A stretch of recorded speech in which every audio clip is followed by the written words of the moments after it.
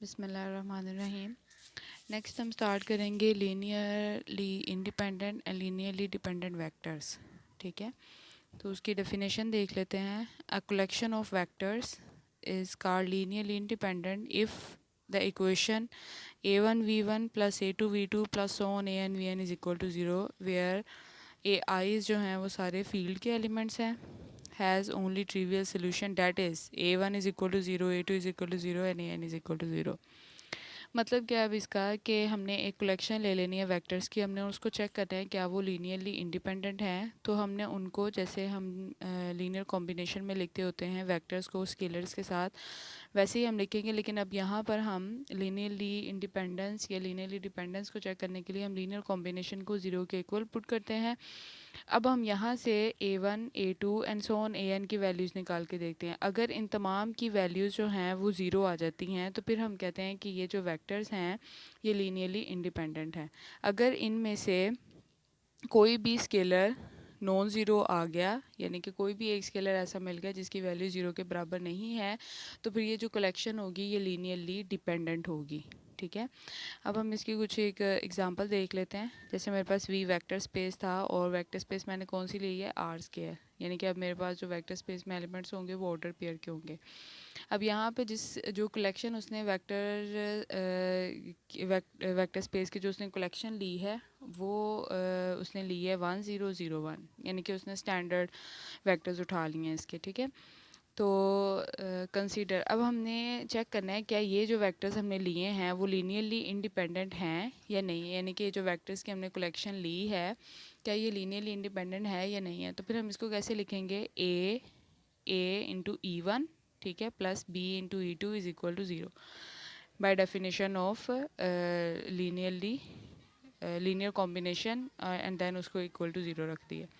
अब अपने क्या करना है, अब हमने ए लिखना है, ये ई वन की जगह पे ई वन की वैल्यू, बी ई टू की जगह पे ई टू की वैल्यू। ठीक है, और ज़ीरो की जगह पे हम क्या लिखें, क्योंकि ये भी ऑर्डर पेयर की फॉर्म का है, ये भी ज़ीरो का ही है, आर स्क्वायर को बिलोंग करता है, तो ये हम इस फॉर्म में लिख देंगे। ठीक है, ये मैंने ऐसे लिख दिया।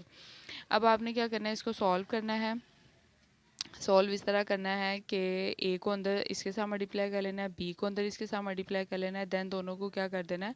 जैसे अगर मैं यहाँ पर आपको थोड़ा सा समझाऊँ तो ये मेरे पास आ जाएगा ए ज़ीरो प्लस ज़ीरो बी, जब मैं ए और बी को मल्टीप्लाई कर लूँगी, और is equal to zero zero. ठीक है, अब नेक्स्ट क्या आएगा, अब देखें कि हमने दरमियान में कॉमा लेके आना है ताकि हम उसको कंपेयर कर सकें। तो हम इनको ऐड करते हैं। ऐड कैसे करते हैं, ए को ज़ीरो में ऐड करना है, कॉमा ज़ीरो प्लस बी करेंगे और ब्रैकेट लगाएंगे, और वो बराबर किसके है, ज़ीरो ज़ीरो ऑर्डर पेयर के।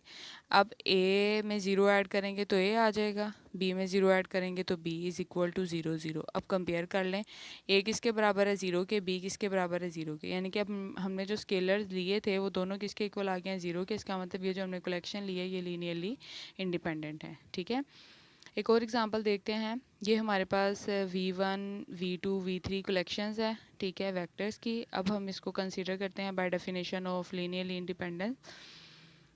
चेक करना है ना अभी तो कि वो लीनियरली इंडिपेंडेंट है कि नहीं। तो उसकी जो डेफिनेशन में जैसे लिखा हुआ था a v one plus a v two plus b c v three, a v one plus b v two plus c v three is equal to zero zero put कर देंगे।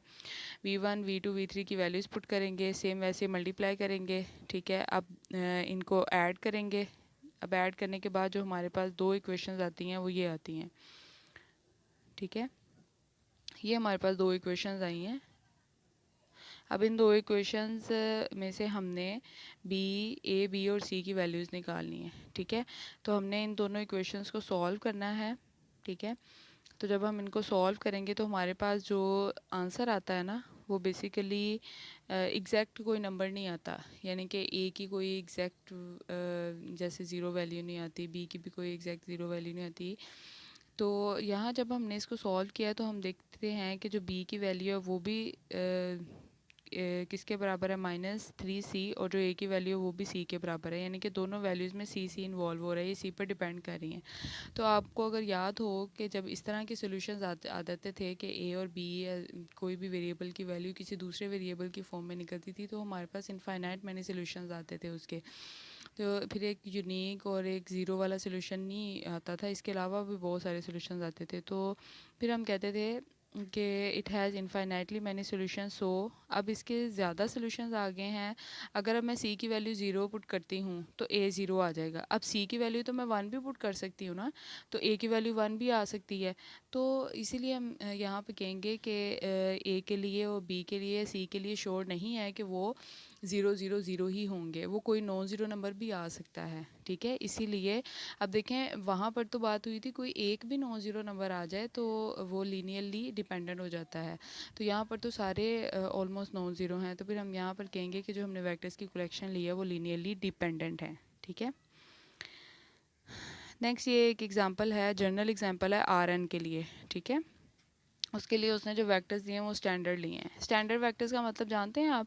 अगर हम आर स्क्वायर की बात करें तो उसमें जो स्टैंडर्ड वेक्टर होते हैं 1 0 0 1 होता है। अगर हम आर क्यूब की बात करें तो उसमें जो स्टैंडर्ड वेक्टर्स होते हैं ना आर क्यूब में, वो होते हैं हमारे पास 1 0 0 0 1 0 और 0 0 1, ये होते हैं, ये तीन होते हैं। इस तरह फोर में चले जाएं तो इस तरह। अब हम आर एन में आ गए हैं, तो आर एन में जो हमारे पास वेक्टर की उसने कलेक्शन ली है, स्टैंडर्ड वेक्टर्स की कलेक्शन ली है, स्टैंडर्ड नोटेशन में ही लिखे हुए हैं। ठीक है, अब हमने इसको चेक करना है क्या वो लीनियरली इंडिपेंडेंट है कि नहीं है। तो हमने इसको इस तरह लीनियर कॉम्बिनेशन में लिख के इज इक्वल टू ज़ीरो रखा है।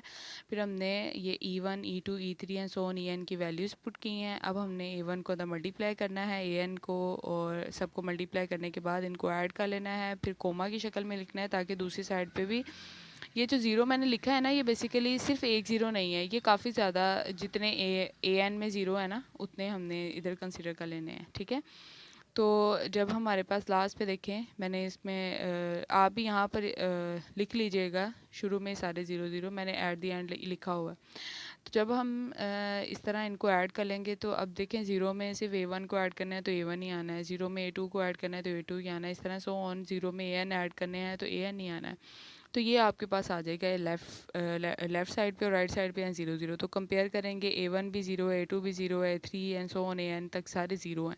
तो इसका क्या मतलब हुआ फिर कि जो हमने कलेक्शन ली थी वो क्या है, लीनियरली इंडिपेंडेंट। ठीक है, नेक्स्ट एक और एग्जांपल है। इस तरह ये पोलिनोमियल्स दी हुई हैं, मैंने आपको उस दिन भी समझाया था कि ये सिर्फ जो है वो एक कह लें एक सेट नहीं है, इसके अंदर जो पड़ा हुआ हर एक एलिमेंट है ये बेसिकली एक वेक्टर है। ठीक है, क्योंकि उसने जो वेक्टर स्पेस ली है ना वो पोलिनोमियल ली है। तो अगर मैं यहाँ पे V1 का नाम दूँ तो V1 मेरे पास यहाँ 1 है, V2 लें तो V2 मेरे पास x है सॉरी। ठीक है, V3 लें तो V3 मेरे पास x स्क्वायर है। ठीक है, इसी तरह हम V4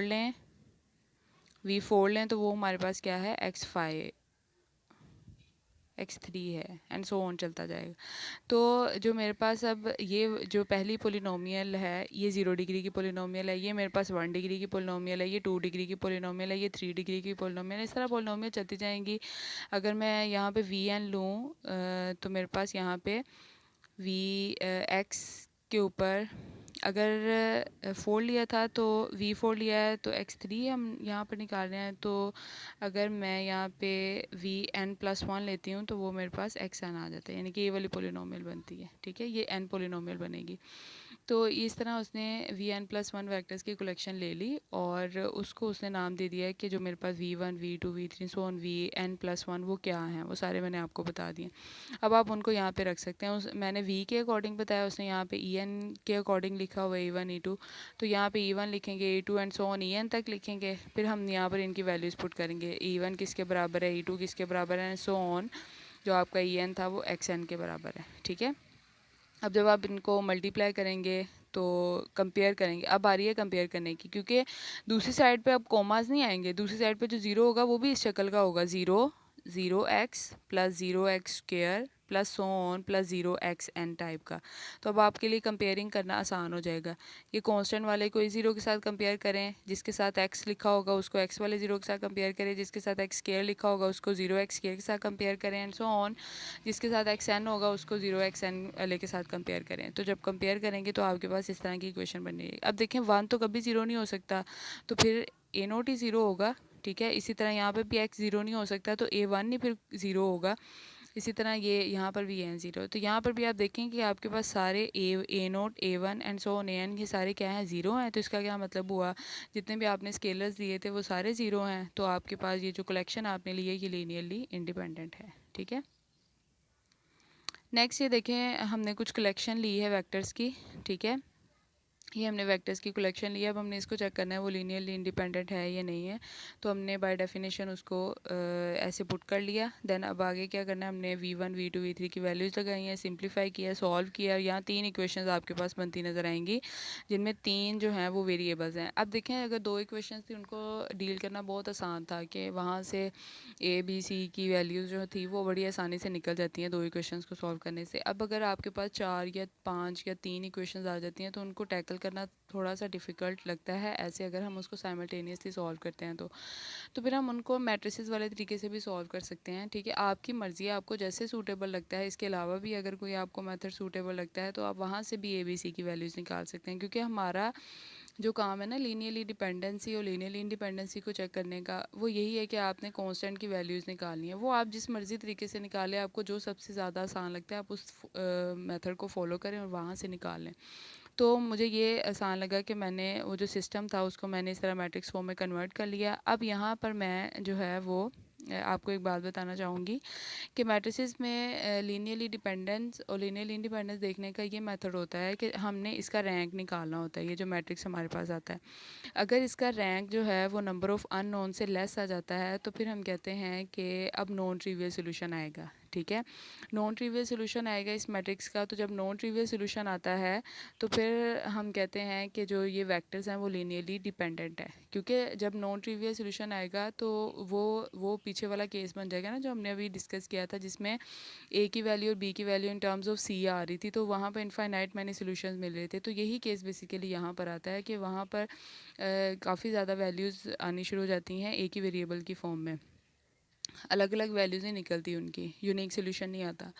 तो अगर आप यूनिक सोल्यूशन कब आता है, अगर आपका मैट्रिसेस ए का रैंक नंबर ऑफ़ अननोन के बराबर आ जाए तो फिर यूनिक सोल्यूशन निकलता है। ठीक है, तो हम यहाँ पर मेन काम हमारा यही होता है कि हमने इस डिपेंडेंसी और इंडिपेंडेंसी को चेक करने के लिए हमने इसका रैंक देखना होता है। और रैंक को निकालने का यही वे होता है कि आप पहला नंबर 1 रखें, उसके नीचे वाले सारे ज़ीरो करने की कोशिश करें। और जैसे ही आप ये प्रोसीजर को फॉलो करते हैं आपको नीचे नज़र आना शुरू हो जाता है कि कौन सी चीज़ ज़ीरो ज़ीरो हो रही है, क्या ये मैट्रिसेस नीचे से इसकी रोज़ ज़ीरो ज़ीरो हो रही हैं। तो आपको वहाँ से रैंक का अंदाज़ा हो जाता है, जैसे हम यहाँ पर करेंगे। ठीक है, ये मैंने एक मैट्रिसेस लिया, इसको मैंने सॉल्व किया। ठीक है, मैंने यहाँ पर 1 बनाया तो मैंने रोज़ इंटरचेंज की, मैंने रो 3 को रो 1 से इंटरचेंज किया और मेरे पास यहाँ पर एक और देन फिर चूँकि मुझे यहाँ पे -1 चाहिए, ये -1 है तो मुझे 1 चाहिए था, मैंने -1 से R1 को मल्टीप्लाई कर दिया। ये मैंने साथ साथ ऑपरेशंस भी लिखे हुए हैं।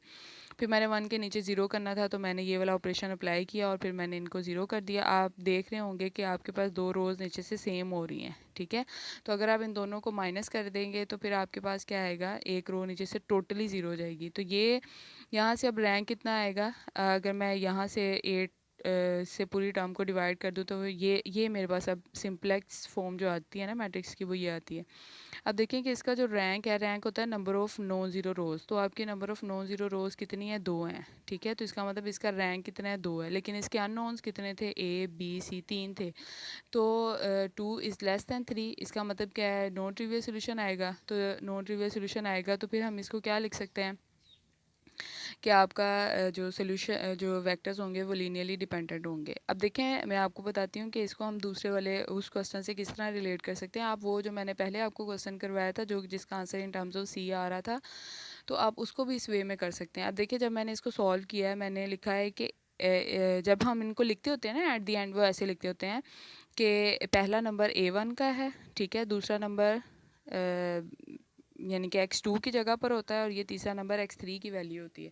तो जब हम इसको पुट करते हैं वो आता है A1 minus A2 minus 3A3 is equal to 0। दूसरी इक्वेशन से क्या मिलेगा, A2 plus 2A3 is equal to 0। तीसरे में कुछ भी नहीं है तो वो कुछ भी नहीं आएगा। अब देखें, आप इन इक्वेशन से अंदाज़ा लगाएं कि आपका जो A2 है वो भी इन टर्म्स ऑफ A3 आ रहा है, जो A3 है वो भी इन टर्म A1 है वो भी इन टर्म्स ऑफ A3 आ रहा है। तो यहाँ से फिर हमें अंदाज़ा हो जाता है कि अब हमारा जो सोल्यूशन है वो इन एक ही ही सोल्यूशन ही आएगा, वो इनफाइनाइट मनी सोल्यूशंस आएंगे, और अगर इनफाइनाइट मनी सोल्यूशंस आएंगे तो वो नॉन ट्रिवियल वाले केस में चले जाते हैं। इसीलिए हमारे जो वेक्टर्स हैं वो लीनियरली डिपेंडेंट होंगे। इसी तरह ये नेक्स्ट एक क्वेश्चन है जो कि R4 का है। अब इसमें 4 एलिमेंट्स होंगे, ठीक है।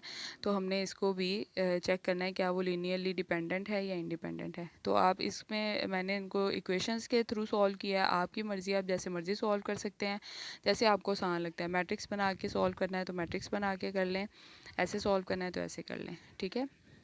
इसी तरह ये नेक्स्ट क्वेश्चन भी ऐसे ही है, इसमें पोलिनोमियल्स दी हुई हैं। पोलिनोमियल्स वाले को भी आपकी मर्ज़ी, आप जैसे मर्ज़ी सॉल्व कर लें। मैट्रिसेस वाले से आसान लगता है तो वैसे कर लें, ठीक है। ये कुछ इंपॉर्टेंट नोट्स हैं कि linearly independent in a single vector. अगर देखें मेरे पास एक सिंगल वेक्टर है v, लेकिन वो नॉन ज़ीरो है, ज़ीरो नहीं है, तो ये लाजमी तौर पर इंडिपेंडेंट होता है। एक सिंगल वेक्टर, लेकिन सिंगल कौन सा, नॉन ज़ीरो वेक्टर, वो लीनियरली इंडिपेंडेंट होता है। फॉर एग्जांपल अगर मुझे सिर्फ कलेक्शन में एक ही वेक्टर दिया हुआ है जो कि है 1 0 1, ये एक नॉन ज़ीरो वेक्टर है, R3 में मुझे दिया हुआ है, ठीक है। और मुझे कहा गया चेक करें क्या ये वेक्टर लीनियरली इंडिपेंडेंट है या नहीं है। तो मैं अपने इस नोट के थ्रू मैं ये कह सकती हूँ कि जो सिंगल वेक्टर होता है और नॉन ज़ीरो वेक्टर होता है वो लीनियरली इंडिपेंडेंट होता है, उसको बगैर चेक किए ही बताया जा सकता है। क्योंकि बाय डेफिनेशन वो इस तरह होता है ना। अगर मैं इसको लिखूँ भी, इस वेक्टर को मैंने चेक करना है तो मैं ऐसे ही लिखूँगी ना, क्योंकि एक ही वेक्टर है, फिर एक ही स्केलर लिखूँगी। तो अगर मैं यहाँ पर कोई वेक्टर लिख भी लूँ, जैसे मैंने यहाँ पर अभी लिखा था, तो अब देखें क्या पॉसिबिलिटी है, ये चीज़ तो ज़ीरो हो नहीं सकती, फिर यही चीज़ ज़ीरो होगी, a is equal to zero हो गया। तो यहाँ पर कितने स्केलर थे, एक ही स्केलर था, उसको हमने ज़ीरो लेकर आना था तो ज़ीरो आ जाता है। इसीलिए कहते हैं कि जो नॉन ज़ीरो वेक्टर होता है वो हमेशा लीनियरली इंडिपेंडेंट होता है, क्योंकि वो बाय डिफ़ॉल्ट ही उसकी डेफिनेशन को सेटिस्फाई कर रहा होता है। लेकिन अगर हमारे पास एक ज़ीरो वेक्टर होता है ना, वो लीनियरली डिपेंडेंट होता है, ठीक है। ज़ीरो वेक्टर क्या होता है, लीनियरली डिपेंडेंट होता है, क्योंकि उसके लिए हम क्या कर सकते हैं, हमारे पास ये होता है ना ए, अगर मैं वी वेक्टर जो ले लूँ वो 0 0 0 वेक्टर है, ठीक है। और मैं इसको ए, चूँकि मैंने इसको चेक करना है क्या वो लीनियरली डिपेंडेंट है या इंडिपेंडेंट है, तो मैंने बाय डेफिनेशन उसको ऐसे लिख दिया। अब मैं क्या करूँगी, अब मैं ए लिखूँगी, ठीक है। अब v की जगह पे v वाला वेक्टर पुट करूँगी, तो मैंने ये कर दिया। अब इज इक्वल टू ज़ीरो, अब या तो ये ज़ीरो हो सकता है या ये ज़ीरो। तो आपको नज़र आ रहा है ये वाली चीज़ ज़ीरो है, तो फिर इसका होना ज़ीरो ज़रूरी नहीं है, तो ये नॉन ज़ीरो भी हो सकता है, ठीक है। तो अगर ये नॉन ज़ीरो हो गया, ए आपका does not equal to zero है, तो फिर यहाँ से क्या चीज़ शो होती है, ये बताता है कि कोई भी एक स्केलर उसमें अगर नॉन ज़ीरो आ जाता है तो फिर वो वेक्टर की जो कलेक्शन होती है वो लीनियरली डिपेंडेंट होती है। तो इस तरह फिर ये जो कलेक्शन हमने ली थी वेक्टर की वो लीनियरली डिपेंडेंट हो जाएगी, ठीक है। इसीलिए हमेशा एक सिंगल नॉन ज़ीरो वेक्टर जो है वो लीनियरली इंडिपेंडेंट होता है और एक single zero vector linearly dependent होता है। ये बात अक्सर औकात MCQs में भी आ जाती है। ये नीचे इसके अलावा अगर हमारे पास कुछ वेक्टर्स आ जाएं, ठीक है, कुछ वेक्टर्स की कलेक्शन आ जाए और उन वेक्टर्स में एक पूरा वेक्टर ऐसा हो जो कि बिल्कुल ज़ीरो हो, ठीक है, तो फिर तब भी हम कह सकते हैं कि बगैर चेक किए हम कह सकते हैं कि ये जो कलेक्शन है वो लीनियरली डिपेंडेंट है। आपको चेक करने की भी ज़रूरत नहीं है क्या वो लीनियरली इंडिपेंडेंट है या नहीं है, आप उसको देख के ही बता सकते हैं कि वो लीनियरली डिपेंडेंट है। इसीलिए अक्सर औकात जब क्वेश्चन करते हैं उससे पहले देख लेते हैं क्या सारे वेक्टर नॉन ज़ीरो हैं। अगर सारे नॉन ज़ीरो हैं तो फिर उसको चेक करें उसकी लीनियरली डिपेंडेंसी और इंडिपेंडेंसी।